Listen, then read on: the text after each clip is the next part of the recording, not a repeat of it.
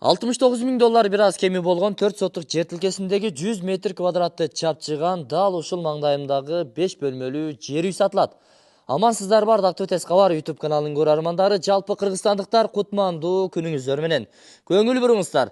Бүгүнкү чыгарылышыбызда биз сиздерге Оштун четиндеги Кара Суу шаарына караган Ак Өргө жан конушунун 7-көчөсүндөгү 34-катар номеринде жайгашкан ушул үйдүн өтө шашылыш түрдө сатыла тургандыгын маалымдайбыз. Тыпыйган үйдү пландадыңыздар беле? Анда издегениңиздер бизден табылды. Бул видеону аягына чейин күзөтүп барыңыздар достор. Караңыздар, гараждын орду каралган, жашылдандыруу зонасы, бак дарактары бар. Мунун жанында болсо топкасы бар.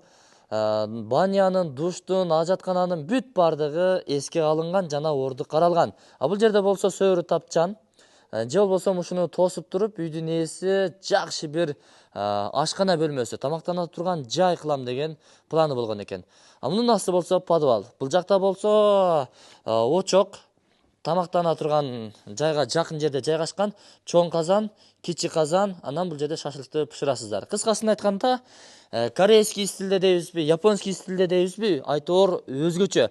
Тыпыйган сонун жерден үй издегендер бул видеону аягына чейин көрүңүздөр. Кайсыл жерде десеңиздер, жүрүңүздөр, көчө тараптан келүү даректерин көрсөтөйүн. Андан кийин сөзүбүздү ушул жерден улантабыз.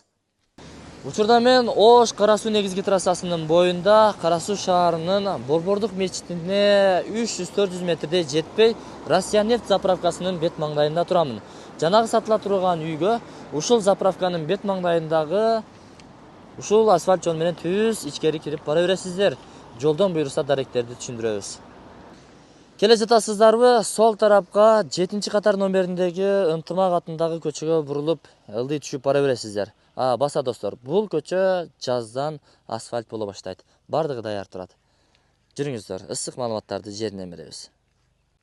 Биз айткан 7-көчөдөн бурулуп түз келе бересиздер. Болжол менен бир 250 метрден кийин жолдун сол тарабында ушул айланасы пескоблоктор менен тосулган көк дарбазаны көрөсүздөр. 34-катар номеринде жайгашкан. Ар бир үйдүн тушунда мына ушундай экрандар орун алган. Көчөлөрүндө дагы мына ушундай жашылдандыруу зонасы калтырылган, суга суу келет. Анан көчөдөгү шарттарды айта турган болсок, интернет кабелдери тартылып, түнкү жарыктандыруулар орун алган. Мектепке, мечитке, бала бакчага 5 мүнөттүк жол убактысы кетет достор. Жакын. Кана, бисмиллахир-рахманир-рахим, сиздерге бул чакан тыпыйган үй насип кылган болсун. Бул жакта болсо чоң жанагы шабдалы эгилиптир, алма эгилиптир. Бул алча экен. Анан кире бериш жеринде бул жерде гараждын орду каралган. Бул дубалды бузуп салып, дарбаза орнотсоңуздар болот. Сиздерге көчө тараптан келүү жолдорун көрсөтөйүн мынакей. Гараждын жолу ушул жерде. Даяр. Проект сонун. Эми үйгө кирүү алдында сырттагы курулуштар менен бир катар тааныштырып коеюн, андан кийин бут кийимди чечип үйгө кирели. Кандай дедиңиздер? Киргенде буйруса солго бурулсаңыздар, жакшылыктарга кызмат кыла турган очок казандары, отун жыйыла турган полкалары, мына турушун караңыздар, тыпыйып, сонун. Бул жерде болсо септиктин орду каралган. Бул да бүтпөй калды. Брус турниктердин орду. Анан бул жакта болсо так, подвал бар. Подвалга түшөлү. Полкалары менен даяр достор. Көрдүңүздөр, буюм-тайымдарды, жанагындай суусундуктарды, вареньяларды ушул жака сактасаңыздар болот. Эми боло турган проектти планды айталы. Бул жерге сыртка ажаткана, кийинүүчү, чечүүчү жай, анан бул жагы душ, бул бурчка паркана, парилка болмокчу эле. Бүтпөй калды.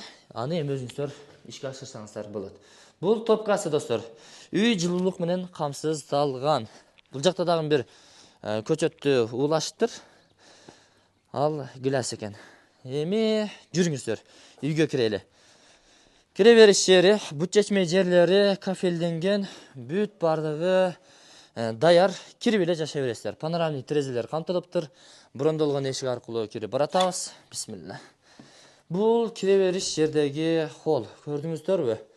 Жаңы ремонттолгон, чоң телевизору бар экен. Бул жерде тамактанганча эс алуу жайы, бөлмөсү десек дагы жаңылышпайбыз.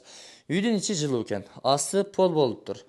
Оң тараптан баштай турган болсок, бул жерде чакан уктоочу бөлмө. Өзүңүздөр көрүп турасыздар. Андан кийинки бул тарапка келе турган болсок, чакан зал, конок бөлмөсү. Узун туурасын болжол менен айта турган болсок, 5ке 3,5 же 3,80 чыгып калат. 2 терезеси камтылган. Андан жүрүңүздөр кийинки бөлмөгө баш багалы. Бул жакта болсо эмеректери менен жакан ата энелер уктоочу бөлмө. Бул тараптан бир терезе камтылган, телевизорлор орун алыптыр. Кыскасын айтканда, бул 4кө же 3,80ге 4,5 болгон бир жатак бөлмө. Ата энелер уктоочу бөлмө деп кое берели. Бул жагы убактылуу азыркы учурдагы ашкана. Бул жерде негизи ашкананы сыртка чыгаргандан кийин буюрса, бул жерде детский комната кылып пайдалансаңыздар болот. Баягы 1-кабат, 2-кабат кылып керебеттерди жасап, бул жерде ошо жаштардын бөлмөсү кылып пайдалансаңыздар болот. Ушундай жылуулук киргизилип, батарейкалары орнотулган. Үй негизи жылуу экен. Сиздерге насип кылсын, документтери юридический жактан таза. 70 000 деп азыр эми сиздерди ойлоп, өтө шашылыш түрдө болгондугуна байланыштуу шашылыш бааны койду. $69,000 бааланууда, бир аз кеми болот, сүйлөшүү жолдору каралат. Анан шаарда 103-104 сериядагы батирелериңиздер болсо, анда сунуштасаңыздар болот. Жартылайыны акча менен, калганын батир менен сүйлөшсөңүздөр болот. Мен анда бул чыгарылышты жыйынтыктадым. Агарыңыздар көгөрүңүздөр, өнүңүздөр, өсүңүздөр. Кара суу базарына жакын жерде жайгашкан, Ак Өргө жаңы конушу 7-көчө 34-катар номеринде жайгашкан, тыпыйган 4 бөлмөлүү, холл менен эсептегенде 5 бөлмөлүү үй буюрса сиздерге насип кылсын. Негизи сырттагы пландар дагы өтө сонун экен. Алар ишке аша турган болсо, бардык нерсе, бардык шарттары бар үйдө сонун жашай бересиздер. Насип кылган болсун сиздерге. Тапканыңыздарга жараткан өзү берекесин берсин. Көрүүчүлөр, ар бир көрүүчүлөргө ушундай жерлер, үйлөр, батирлер насип кылсын. Амин, амин, амин. Орозону жакшы тосуп алайлы.